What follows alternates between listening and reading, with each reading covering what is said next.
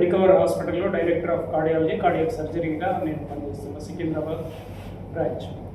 అయితే అజ్మతుల్లా గారు అక్కడికి రావడం జరిగింది. నాకు ఆయన ప్రాబ్లమ్ని తీసుకొని వారు గత 2 సంవత్సరాల నుంచి అనేక మంది దగ్గరికి పోతున్నారు. వాళ్ళు బైపాస్ సర్జరీ చెప్పారు. సో వారికి బైపాస్ సర్జరీ వద్దు, దాని బదులు ప్రత్యామ్నాయం ఏమైనా ఉందా అని వాళ్ళు తెలుసుకోవడానికి నా దగ్గరికి రావడం జరిగింది.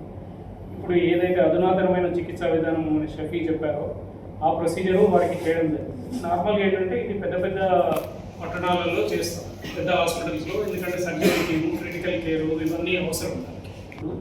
అది ఈయనకు విజయవంతంగా చేసినాము. ఇది రెగ్యులర్గా ఈ మధ్య అన్ని ఇట్లాంటి కేసెస్, అది దాని గురించి అవేర్నెస్ కూడా క్రియేట్ చేయాలి. ఇప్పుడు తను చెప్పినట్టు మనం ఎక్కువ హార్ట్ అటాక్ గురించి దాని గురించి తెలుసుకున్నాం, కానీ ట్యావీ ప్రొసీజర్ అంటారు, టీఏవిఐ లేకపోతే టీఏవిఆర్ అంటే ఇది మనం ట్రాన్స్ క్యాథెటర్ ప్రొసీజర్ అనమాట.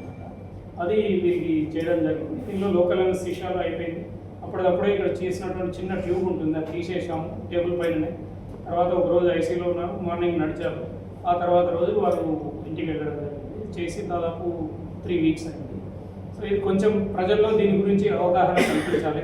అట్లాగే మన వరంగల్ పట్టణంలో కూడా ఇటువంటి చికిత్సా విధానం అందుబాటులో ఉన్నది అని అందరికీ కొంచెం తెలియజెప్పాలన్న ఉద్దేశంతో ఈరోజు ఈ సమావేశాన్ని నిర్వహించడం జరిగింది.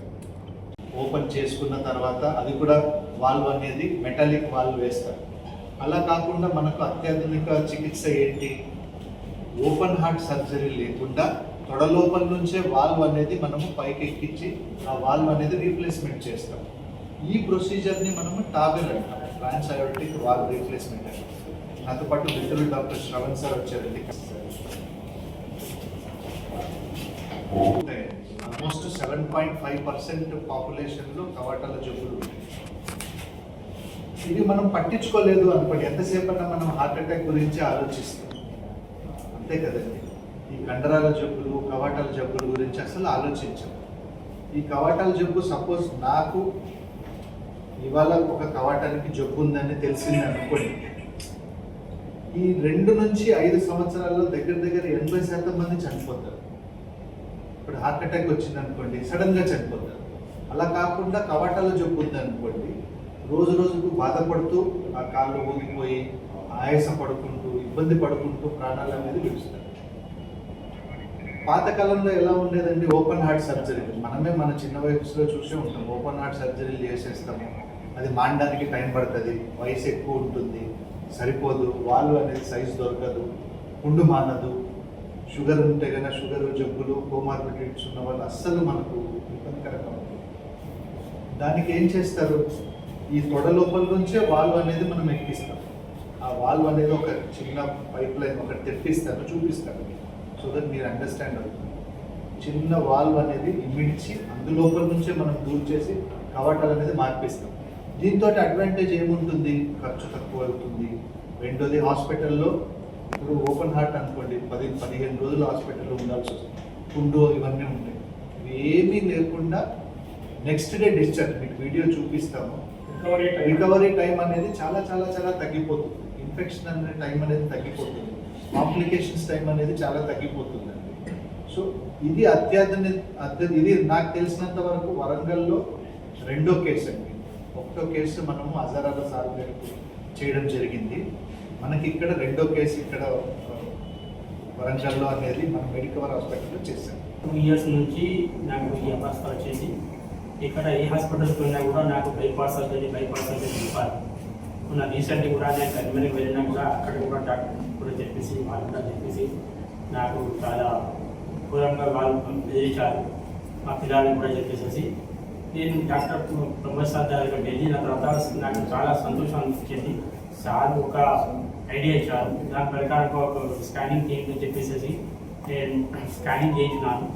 దాని మొత్తం రిపోర్ట్ కూడా సార్ కూడా చూశారు, మీకు ఈజీగా చేయవచ్చు అని చెప్పేసి నాకు ఇక్కడ మెడికవర్ హాస్పిటల్లో జేఎన్సీ సార్ను ఈ సార్ కూడా చెప్పేసి ఇంకా స్టాఫ్ కూడా నాకు ఐసీయూలో కూడా చాలా సహకరించారు. నాకు బాగా నాకు ఎలాంటి నొప్పి లేకుండా నేను నాకు మంచిగా ఉన్నానని చెప్పేసి నాకు టాబ్లెట్స్ వాటి మీద చెప్పేసి నేను 30 తారీఖు నాడు నా ఆపరేషన్ ఏంటి చెప్పేసి నాకు ఇలాంటిది కూడా ఇప్పుడు ఏమీ బాధ లేదని చెప్పేసి మీకు అందరికీ కూడా ఇది తెలియజేస్తున్నాను చెప్పేసి నాకు డిశ్చార్జ్ కూడా చెప్పేసి నాకు మనకు వాటిని కూడా నడిపించాలి. ఒక 6 నిమిషాలు కూడా చెప్పేసి నాకు నా ఎట్లుంది ఆరోగ్యం చెప్పేసి కూడా నిమిషాలు చూసేసి నాకు 2వ తారీఖు నాడు నాకు డిశ్చార్జ్ చేసి హాస్పిటల్ నుంచి. ఇదంతా ఎక్స్రేలో జరుగుతుంది. ఇదిలో ఎక్స్రేలో చేస్తారండి సార్. ఇప్పుడు ఇది కనిపిస్తుందా అండి? ఈ పైప్ లాగా వెళ్తుంది కదా, ఈ పైప్ లోపల వాల్వ్ ఉంటుంది, ఫిక్స్ అయి ఉంటుంది వాల్వ్. దాన్ని తీసుకొని ఎగ్జాక్ట్లీగా అక్కడ మనము పెట్టడం అనేది జరుగుతుంది.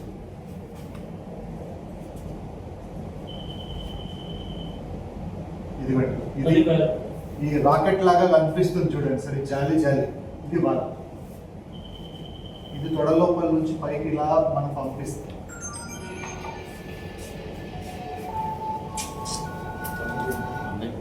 అదొక ట్యూబ్ లోపల ఉంటుందండి. మనం ఆ ట్యూబ్ వెనక్కి లాగినప్పుడు వాళ్ళు ఎక్స్పాండ్ అయిపోతుంది. ఇప్పుడు జరుగుతుంది చూడు, అది తెరుచుకుంటుంది అన్నమాట. ఈ జాలి జాలి కనపడుతుంది కదా సార్, దాని మధ్యలో వాల్వ్ ఉంటుంది.